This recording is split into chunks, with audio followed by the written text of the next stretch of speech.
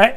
Alors, bonjour les amis, on continue à la Genève 26 et les versets 12 à 22. Et on continue avec toujours l'histoire d'Isaac plutôt que celle de Jacob. Mais voilà. Isaac fit des semailles dans ce pays et moissonna au centuple cette année-là. Alors le Seigneur le bénit et il devint un grand personnage. Il continua à s'élever jusqu'à atteindre une position éminente. Il devint propriétaire d'un cheptel de petits et de gros bétail et d'une nombreuse domesticité. Les Philistins en furent jaloux.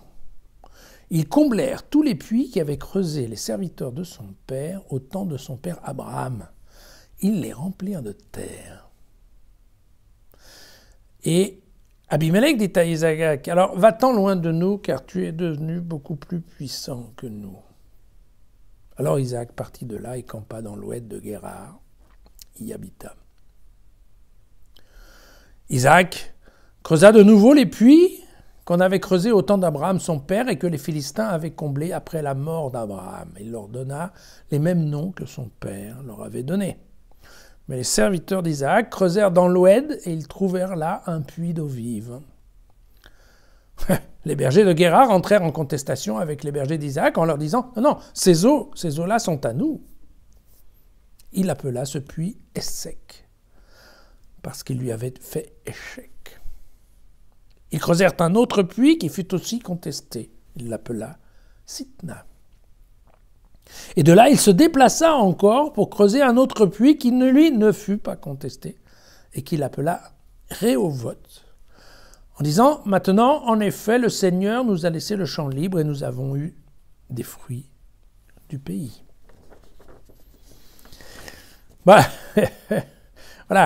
Alors, dans la version Abimelech Abraham, vous vous souvenez que c'était les cadeaux qu'avait fait départ Pharaon, puis Abimelech, qui avait rendu Abraham juste. On voit qu'ici, non. Ici, Isaac travaille, et c'est quand même le fruit de son travail, qui a fait son travail comme agriculteur, qui a fait sa richesse. Une richesse, certes, il est devenu un homme libre et puissant, mais toujours un immigré. On se souvient qu'Abimelech lui avait dit « Tu peux rester, mais tu seras l'immigré. » Voilà.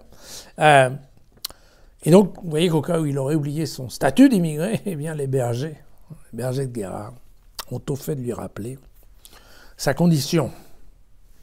Et donc, on se rend compte que, en tout cas dans cette version, Isaac ne discute pas et se soumet, mais il n'abandonne pas. Hein. Donc, quand même quelque chose d'une bonne leçon, parce qu'effectivement, chaque fois, il va un peu plus loin et il refait le puits.